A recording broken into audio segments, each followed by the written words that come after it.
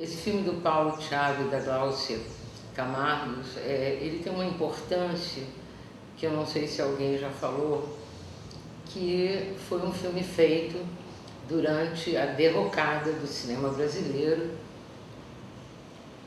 daquele governo que eu não falo o nome. Em pleno ano de 1990, o presidente inesquecível e que temos que enterrar a sua memória, Fernando Collor de Mello, decretou a morte do cinema brasileiro, extinguindo todos os organismos e leis de proteção e de incentivo ao cinema.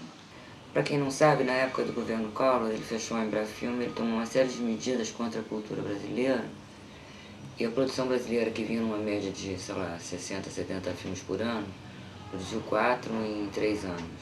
Eu tinha acabado de não apenas ter realizado, lançado, mas vivido toda uma experiência internacional de vendas internacionais e de ida a festivais do mundo inteiro, Montreal, Toronto, Trieste, para toda parte, com o Jorge, um brasileiro.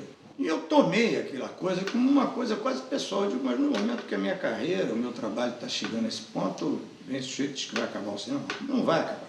A Gláucia e o Paulo batalharam muito e fizeram esse filme, que eu acho que foi um dos poucos filmes produzidos na década, nesse ano de 90, até a retomada com o presidente Itamar Franco.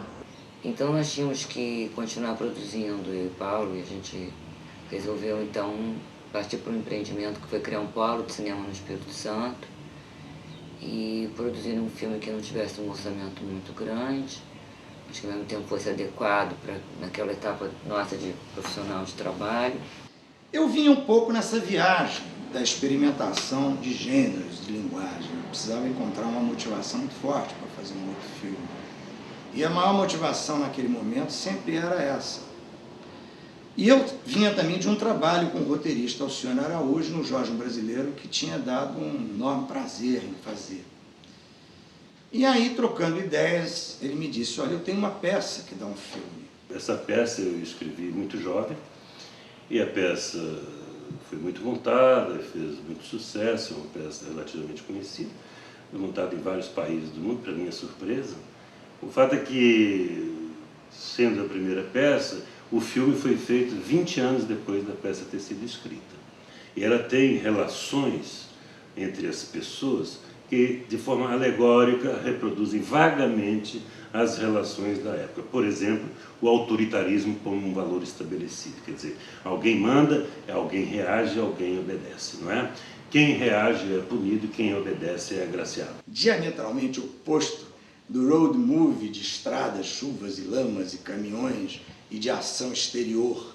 Também ação interior, psicológica do Jorge, mas de ação exterior do Jorge. Era um filme entre 4 paredes. Não era exatamente a coisa do interesse dele, mais chegado ao filme de aventura, ao filme de caráter mais urbano, exterior, etc.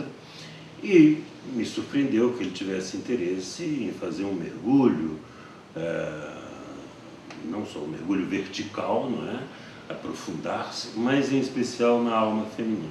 Eu vi logo que era um filme para ser feito em estúdio, porque eu precisava movimentar a câmera, fazer travelings, fazer movimentos de grua, coisas que seriam impossíveis num cenário real. Então veio a ideia justamente em Vitória, descobrimos um espaço, um barracão e montamos ali um cenário e mais uma vez contei com a colaboração do extraordinário diretor de arte, Clóvis Bueno, que para lá foi e fez um cenário especial para o filme. Um apartamento que ele é real, mas ao mesmo tempo é um apartamento onírico. Eu poderia retirar paredes, tirar o teto, fazer as mudanças mais absurdas possíveis, passando de um espaço para o outro, com a câmera e dando uma liberdade ao trabalho de câmera e que era essencial para fazer uma história intimista. Se fosse no cenário real, jamais o filme poderia ter sequências como, por exemplo, uma sequência no qual há uma tentativa de invasão do apartamento e a Maria Zilda corre da sala para o quarto, vai até o quarto ela tira um revólver que ela tinha conseguido do personagem do astronauta é um nome esquisito, feito pelo personagem do Perey, e ela pega na gaveta o revólver e volta para a sala. Isso é feito num plano só, através de um movimento de grua, em que só era possível porque estávamos dentro de um cenário. E isso seria misturado com algumas sequências filmadas em exteriores de Vitória, a cidade, que é uma cidade muito bonita, com alguns cenários antigos e alguns cenários de exterior, do Porto de Vitória, muito bonito, mas de forma, inclusive, a não caracterizar data e lugar. Uma cidade média brasileira.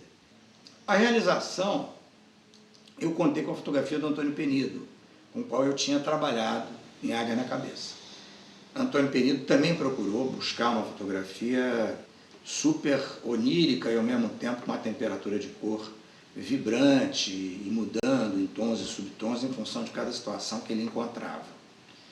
E há até o plano final, no qual mistura-se uma foto da realidade do Porto de Vitória com a realidade do cenário e há até o desvendamento de que é o cenário, que aquilo tudo é um cenário, ou seja, aquela história poderia até nem ter acontecido, nem ocorrido, e ter sido tudo uma grande fantasia, uma grande ficção das personagens. Então, Vá Gaspar Moça de Fino Trato representou quase que um exercício de linguagem cinematográfica absoluto para mim em todos os níveis. Filmar em estúdio, nunca tinha filmado, poder manter a atenção permanente dentro da mesma locação através da decupagem que o estúdio permite, mas da interpretação surpreendente das atrizes, o relacionamento profundo com essas 3 atrizes, porque durante o período da filmagem nós vivíamos um laboratório contínuo. A filmagem não terminava, muitas vezes eu terminava o dia de filmagem, ainda saía com elas para jantar e continuávamos a falar das personagens, continuávamos a discutir sobre aspectos das personagens e as 3 personalidades muito fortes, né? É que nós tivemos a oportunidade de trabalhar com 3 atrizes muito diferentes entre si, mas todas 3 muito talentosas, de muita qualidade. E acho que isso resultou no filme um clima muito interessante, assim. Eu acho que gostaria de ressaltar o trabalho das atrizes, o trabalho da Norma, da Lucélia, da Maria Zilda.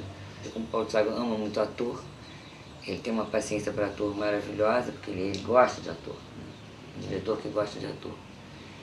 Então, acho que foi interessante, assim, ter produzido esse filme com essas 3 mulheres tão marcantes, né? Eu tinha uma cena que ele botava a câmera aqui e eu tava de costas. Aí quando eu já virava com um chapéu coco, dizendo eu sou o fulano. Ela estava vestida de homem, querendo conquistar a Lucélia, uma loucura lá.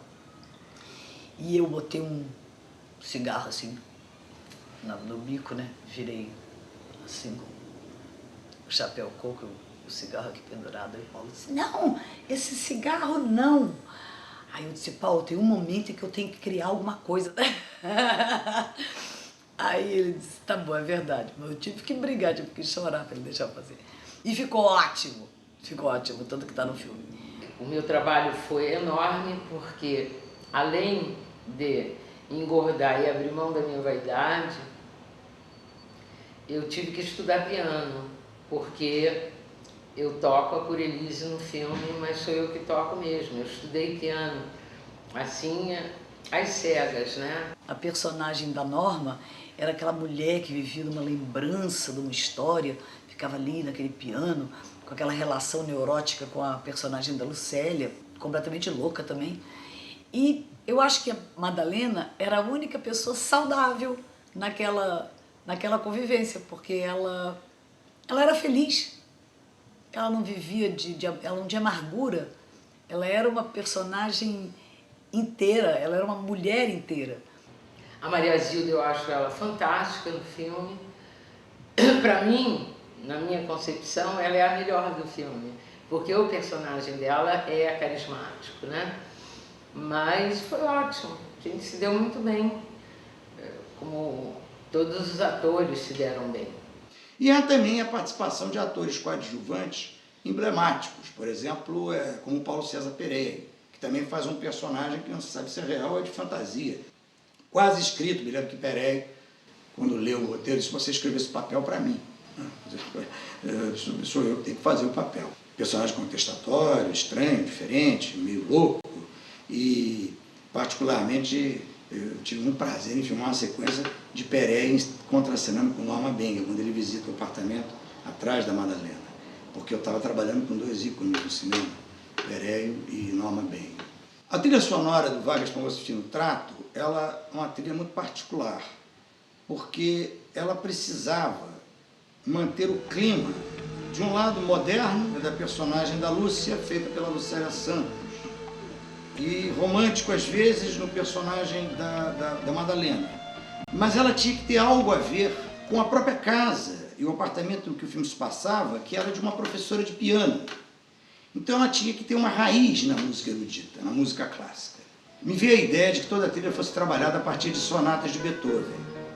E o filme, inclusive, termina com uma sonata de Beethoven sendo tocada por Elise pelo menino que estuda música com a Gertrudes e que se desvenda o cenário, uma sequência bastante mágica e, de certa forma, arrojada, porque tudo aquilo que parecia de verdade se vê que era um mundo de fantasia, fantasia da própria psique das personagens.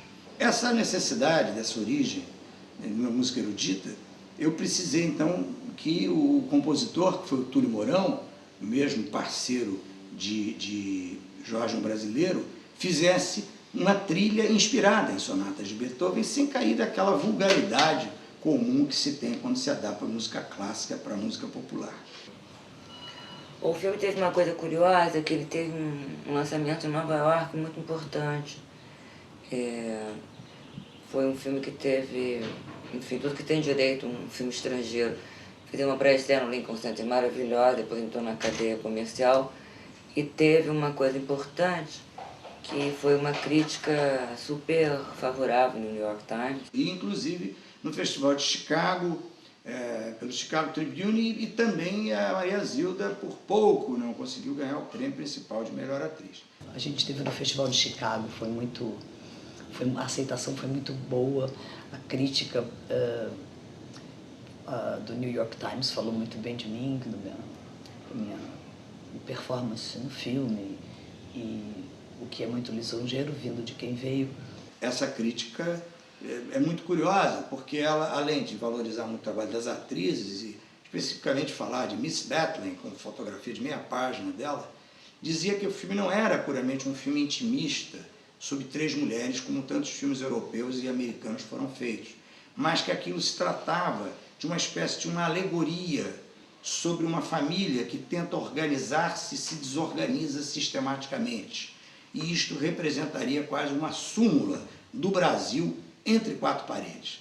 Nesse sentido, pode ser que se possa fazer analogias entre o país e as relações que se estabelecem naquela casa, naquele apartamento. Porém, eu penso que há algo que reduz o que eu imagino seja o interesse do filme, que é muito mais mergulhar numa alma misteriosa e complexa como a alma da mulher, e sobretudo em três universos, em 3 personagens. Eu prefiro, me parece mais próximo de uma realidade, a interpretação que fez um psicanalista dizendo que essas 3 mulheres são, na verdade, uma só. Uma só mulher que tem essas 3 facetas, que se debatem entre si, e que a mulher ora é uma, ora é outra, ora é a terceira.